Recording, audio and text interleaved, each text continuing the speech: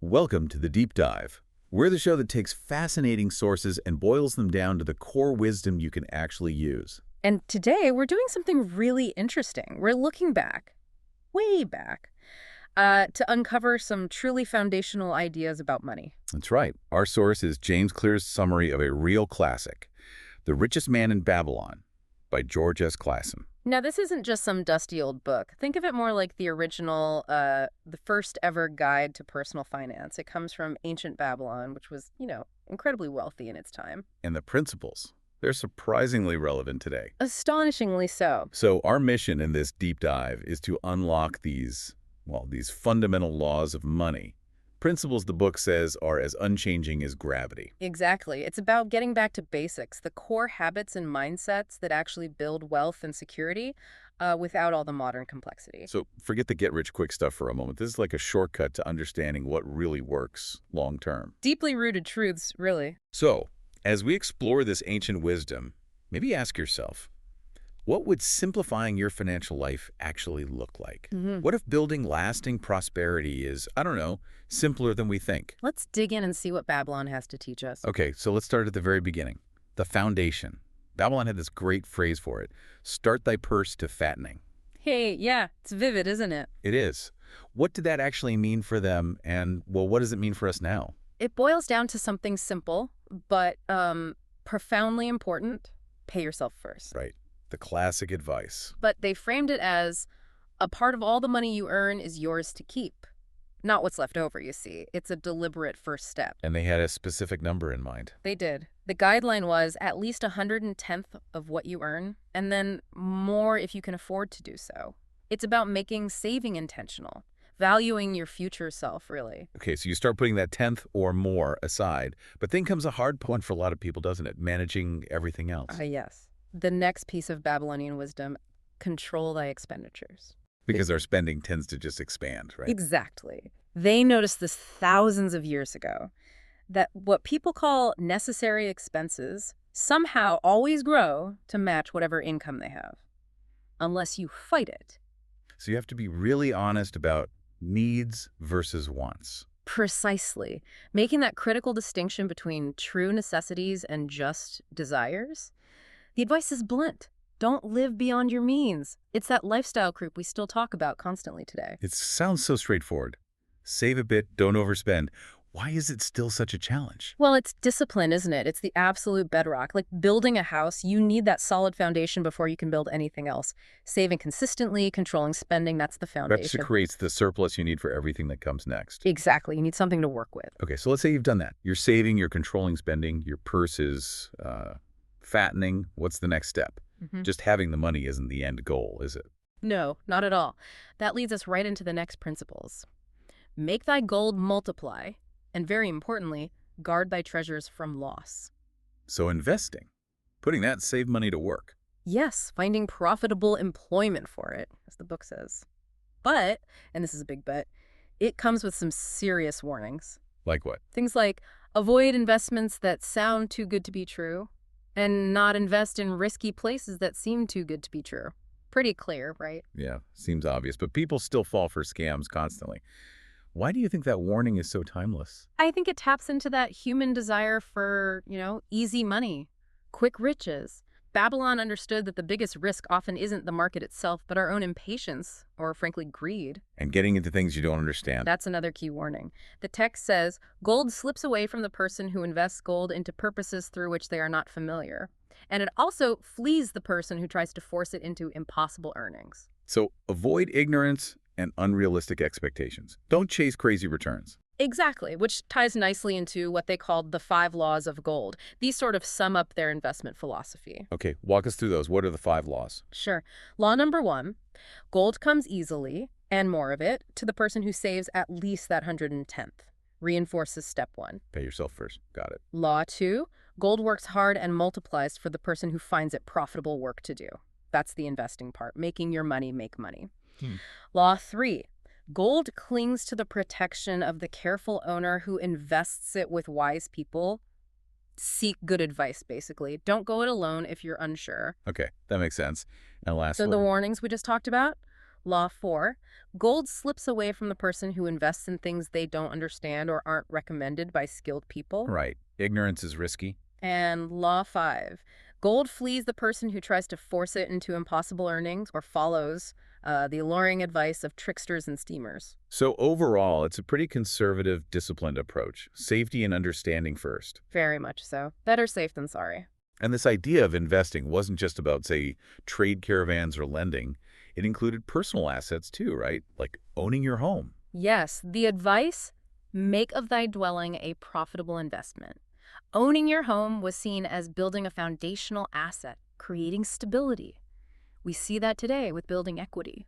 A different kind of security compared to maybe stocks or bonds. Exactly. And that stability helps you think longer term to ensure a future income. This could mean planning for retirement, maybe life insurance back then in some form, ensuring your family was protected, so income continues even when you can't work. It's about building layers of security.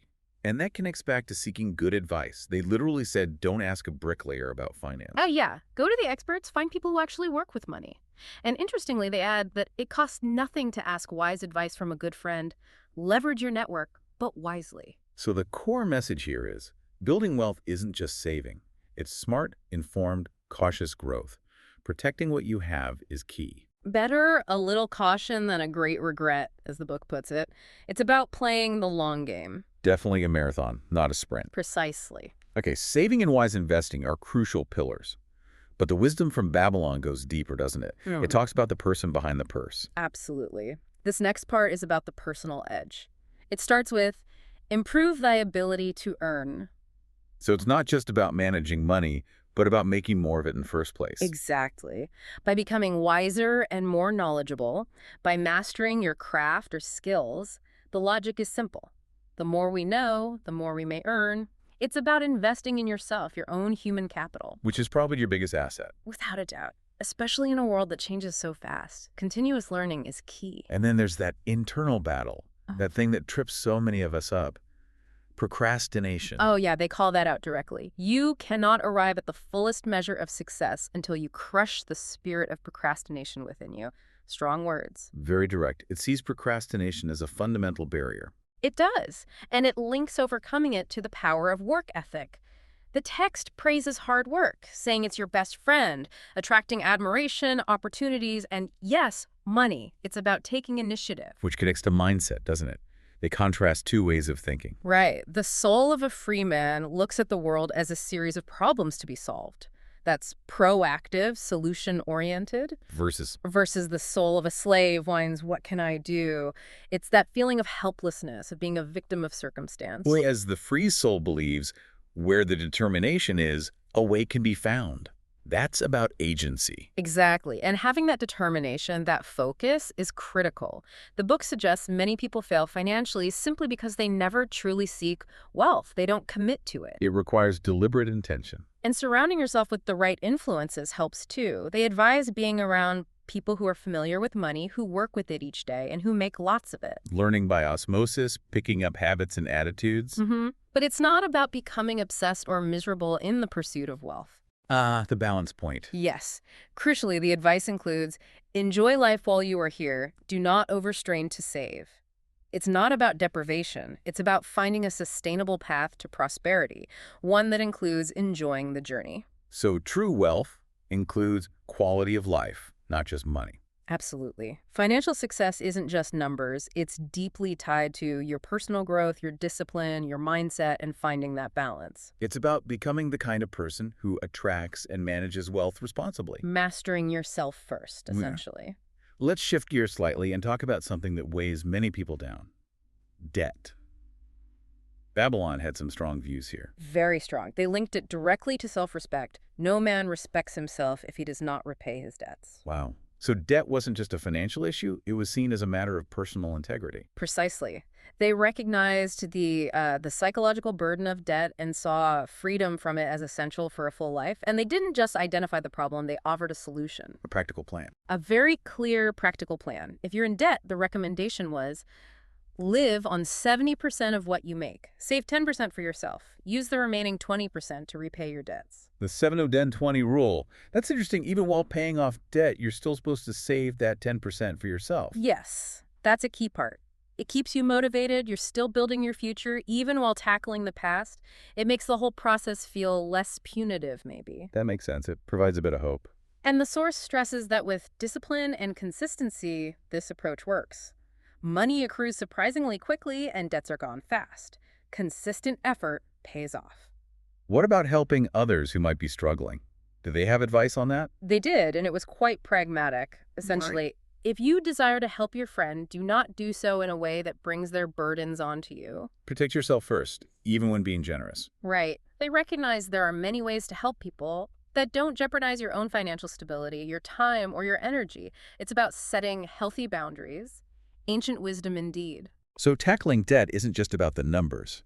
It's framed as reclaiming self-respect, taking control, and doing it with a clear, actionable strategy. While also being mindful of how you help others without sinking your own ship, so to speak. It's about financial agency and integrity all around. So as we wrap up this deep dive into The Richest Man in Babylon, it really is striking how relevant these ancient ideas still feel. It's quite remarkable, isn't it? These aren't just historical footnotes. They genuinely feel like foundational principles, an operating system for financial well-being that, well, just works. Proving that maybe those laws of money really are assured and unchanging. Seems that way. And to leave you, our listeners, with something to chew on, consider this powerful idea from the book. What's that? A man's wealth is not in the coins in his purse. It is in his income. That really shifts the focus, doesn't it? Away from just hoarding money. Towards consistently creating and protecting streams of income. It's more dynamic. How are you generating value? And thinking about that, maybe consider how that other piece of advice, crush the spirit of procrastination, applies not just to finances, but to anything in life where consistent action builds long-term value. Yeah, definitely. So maybe reflect on which of Babylon's laws resonates most with you right now. Which one could you apply maybe a bit more diligently? What does income truly mean in your life beyond just the paycheck? What value are you consistently creating? Lots to think about there. Indeed. Well, thank you for joining us on this journey back to Babylon. We hope this deep dive into timeless wisdom gives you some fresh perspective on your own path. Towards prosperity and maybe even a bit more self-mastery.